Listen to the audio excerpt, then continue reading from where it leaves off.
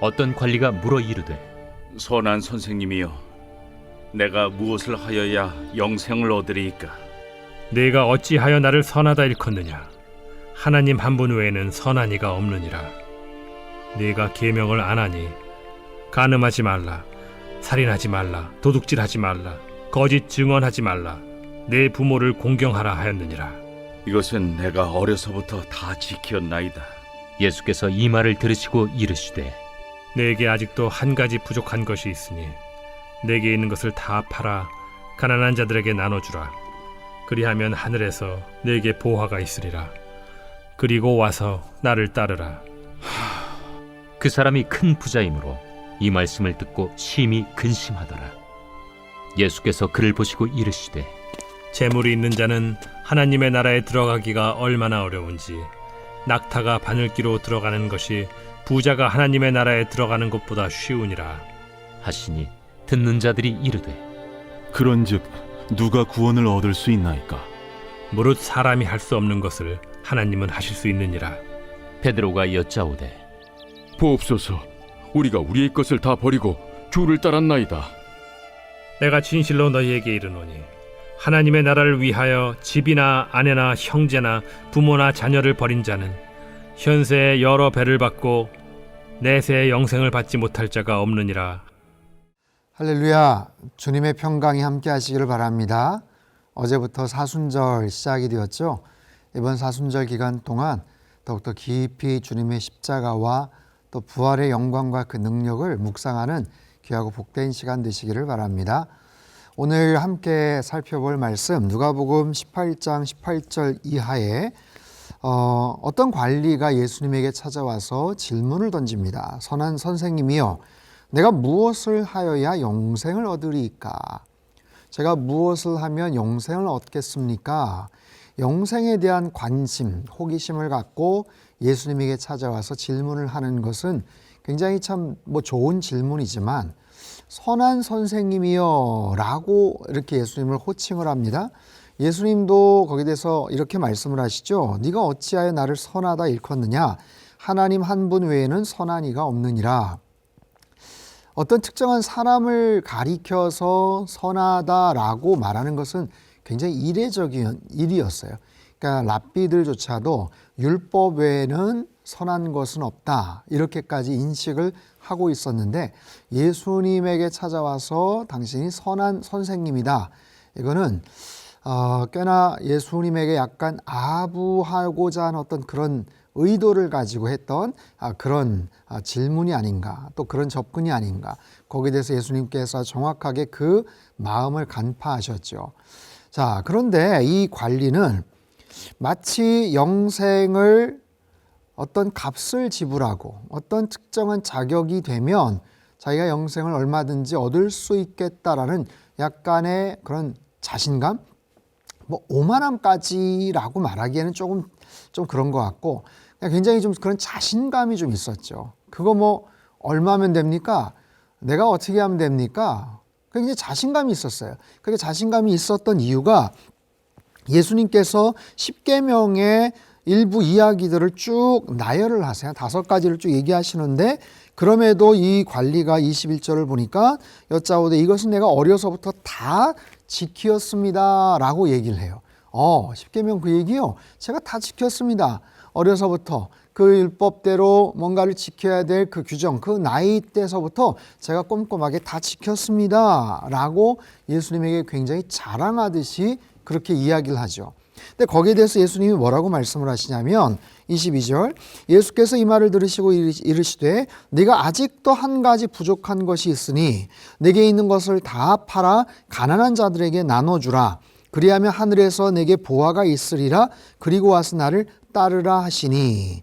자, 네게 한 가지 부족한 게 있어. 네가 있는 모든 재산을 다 팔아서 가난한 자들에게 나눠줘라. 그러면 하늘에 보화가 있을 것이다. 여러분, 예수님께서 굉장히 좀 강하게, 뭔가 엄격하게 좀 말씀을 하신 이유가 있습니다. 이 사람은요, 23절에 보면 그 사람이 큰 부자였다라고 얘기하죠. 대단히 재산이 많은 사람이에요. 큰 부자. 그런데 율법의 조항을 철저하게 다 지켰다. 다 지키면서도 큰 부자가 될 수 있었을까? 사실 그렇게 되기가 어렵습니다. 왜냐하면 율법은요, 토지를 영구 소유하는 것, 그것을 매매하는 것을 율법적으로 이미 금하고 있어요. 그리고 임대한 토지는 희년이 되었으면 다시 원주인에게 돌려주게 되어 있죠. 그렇기 때문에 이 사람이 자신 있게 자기는 율법을 다 지켰다라고 얘기하지만, 만약에 율법대로라면 그 토지를 그렇게 계속해서 영구 소유할 수가 없습니다. 시간이 되면 또 희년이 되면 사람들에게 다시 나눠 주어야 되고 토지를 반환했어야만 하죠. 그럼에도 불구하고 그가 그 큰 부자가 되었다는 것은 말은 그렇게 하지만 엄격한 의미로 그 율법의 내용들을, 조항을 다 지키지 않았음을 의미합니다. 예수님이 그걸 간파하셨어요. 사실 다 팔아라, 그리고 나를 따라라. 여러분, 이 제안, 이 권고를 누가 지킬 수가 있겠습니까? 여기서 다 팔다라는 것, everything이라고 영어 성경에도 나오지만 사실 헬라어 원어에는 판타라고 나와요. 판타라는 헬라어는 모든이라는 뜻도 있지만 많은이라는 뜻도 있어요. 즉, 너의 모든 것을 다 팔라는 얘기가 아니라 너의 꽤 많은 재산을 다 팔고 나를 따라올 수 있겠느냐라는 그런 예수님의 질문, 의도죠. 거기에 대해서 어떻게 합니까? 이 사람이 큰 부자였기 때문에 이 말씀을 듣고 심히 근심했다. 복음서 다른 본문에 보면 돌아섰다, 떠나갔다, 이런 얘기가 나오죠. 자, 큰 부자였고 또 율법을 그래도 철저하게 지켰던 사람이고, 그런데 그 자기가 갖고 있는 그 강점, 자신이 자랑하고 싶은 그 모든 것, 그것으로 인해서 오히려 예수님을 온전하게 따라가기가 힘든, 여기서는 장애물이 되고 있어요. 여러분, 굉장히 아이러니하지 않습니까? 내가 갖고 있는 그 강점과 그 장점들 자랑할 것이 때로는 오히려 예수님을 온전하게 따라가기가 힘들게 만드는 그런 아주 결정적인 어떤 이유가 될 수도 있더라라는 거예요. 그래서 사람은 항상 겸손한 모습으로 예수님을 항상 그런 신실한 자세를 가지고 그렇게 따라가야 되겠죠. 자, 24절에 이 상황을 보시고 예수님께서 이제 제자들에게 이렇게 슬쩍 얘기를 하셔요. 이르시되 재물이 있는 자는 하나님의 나라에 들어가기가 얼마나 어려운지, 낙타가 바늘귀로 들어가는 것이 부자가 하나님의 나라에 들어가는 것보다 쉬우니라. 이거 굉장히 알려져 있는 그런 구절 아닙니까? 즉, 부자들은 재산이 많으면 그만큼 하나님 나라에 들어가기가 어려워 라고 하시면서 예수님이 비유로 드신 것이 뭐냐면, 낙타가 바늘귀로 들어가는 것이 부자가 하나님 나라에 들어가는 것보다 차라리 쉬울 것이다. 이건 뭐 불가능한 전제를 이야기하시면서 절대로 그래서 어렵다, 불가능하다라고 얘기를 하시죠. 자, 낙타가 바늘귀로 들어간다. 여기 해석이 두 가지가 있는데, 그 당시에 예루살렘으로 향하는 여러 개의 문이 있는데 그중에 제일 작은 문이 있어요. 고개를 좀 숙이고 들어가야만 하는 그 문의 이름이 바늘귀 문이었습니다. 그래서 사람이 들어갈 수 있죠. 근데 사람은 들어가지만 낙타가 들어가기가 어렵겠죠. 그 바늘귀 문에 낙타는 들어가기가 어렵지 않겠냐라는 것이 첫 번째 견해이고, 두 번째는 뭐냐면 이 낙타라는 헬라어 단어는 카멜로스인데, 여기서의 밧줄이라는 것, 선박용 밧줄 카밀로스와 이게 혼동이 됩니다. 그래서 낙타를 바늘귀에 집어넣는 게 아니라 선박용 밧줄을 바늘귀에 어떻게 그게 집어넣어지겠냐, 그게 가능하겠냐. 그래서 이 단어가 혼동되어서 사용되지 않았을까라는 그런 의미로 해석들을 합니다. 첫 번째든 두 번째든 어찌됐든 간에 부자가 천국에 들어가는 것이 그만큼 어려울 수 있다라는 것을 말씀을 하시죠. 그러자 26절 듣는 자들이 이르되 그런즉 누가 구원을 얻을 수 있나이까. 27절 이르시되 무릇 사람이 할 수 없는 것을 하나님은 하실 수 있느니라. 이만큼 사람이 갖고 있는 그것이 어떤 핸디캡, 장애이든 아니면 어떤 특별한 결정적인 문제이든 갖고 있는 자랑거리든 강점이든 이 모든 것으로 인해서 구원에 이르지 못하게 하는 요소들이 인간적으로는 너무나도 많지만, 그럼에도 불구하고 구원에 대한 영역은 철저히 하나님에게 있음을 가르쳐주고 계셔요. 결국엔 자기가 소유하고 자기가 자랑하고 자기가 애착을 갖고 있는 모든 것을 포기하고 버리고 주님을 따르는 것에 대한 소중함, 그 의미를 말씀을 하시죠. 그러자 베드로가 기다렸다는 듯이 이런 얘기를 합니다. 여짜오되 보옵소서, 우리가 우리의 것을 다 버리고 주를 따랐나이다. 예수님 보세요, 우리는 우리의 것을 다 버리고 예수님 따르지 않았어요. 참 잘했죠? 라고 굉장히 또 마침 생색을 내는 것처럼 자랑을 합니다. 자, 사실 생색을 내는 이 어떤 메시지, 이 내용은 좀 우습긴 하지만 사실 쉬운 건 아니죠.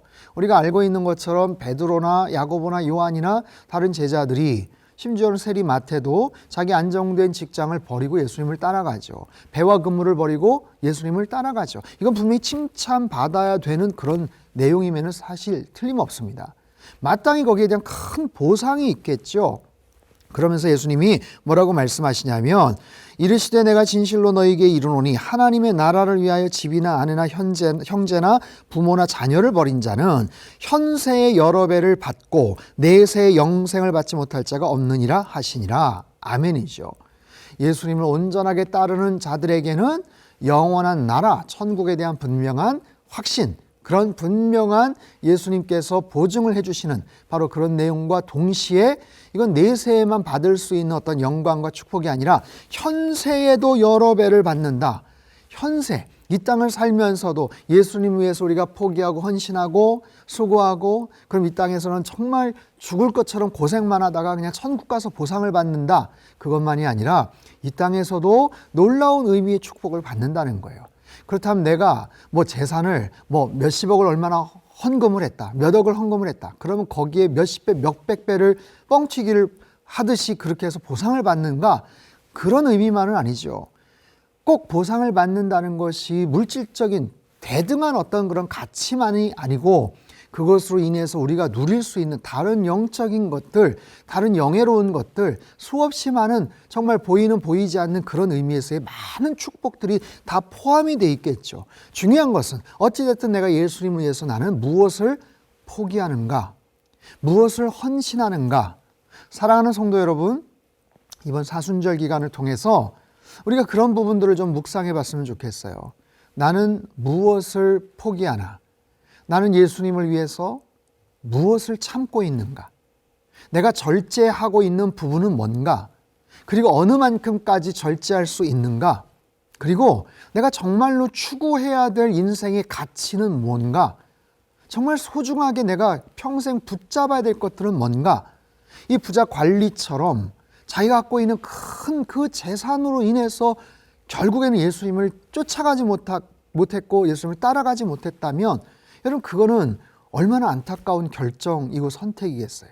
하지만 제자들처럼 자신이 갖고 있는 그게 얼마나 큰 많은 것들이 아니었을지 몰라도 그들 자신에게는 전부라고 말할 수 있는 것들을 포기하고 헌신했을 때 예수님께서 그들에게 주셨던 그 놀라운 보상과 축복을 생각해 보시면서, 특별히 이번 사순절 기간 동안 내가 더 포기하고 더 인내해야 될 것들, 더 참아야 될 것들은 무엇이고, 절제해야 될 것들은 무엇이고, 그리고 내가 진심으로 추구해야 될 정말 예수님의 십자가의 도가 무엇인지를 다시 한번 깊이 생각하면서 다시 한번 주님 앞에 헌신하는 귀하고 복된 이번 사순절이 되시기를 주님의 이름으로 축복합니다.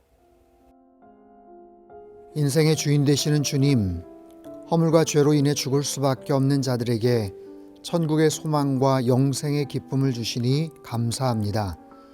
우리가 선해서도 아니고 우리가 의로워서도 아닌 오직 주님의 긍휼과 자비하심으로 허락해 주신 특별한 선물임을 다시 한번 고백을 드립니다. 나를 위해 모든 것을 바치신 주님을 위해 우리의 모든 것도 아낌없이 드리고 헌신하는 믿음의 사람들 되게 하여 주옵소서. 이번 사순절을 통해 내가 더 포기하고 인내해야 할 것들이 무엇인지 알게 하시고, 절제하며 따라야 할 십자가의 진리를 온전히 경험하는 축복의 시간들이 되게 하여 주옵소서. 존귀하신 예수님의 이름으로 기도합나이다. 아멘.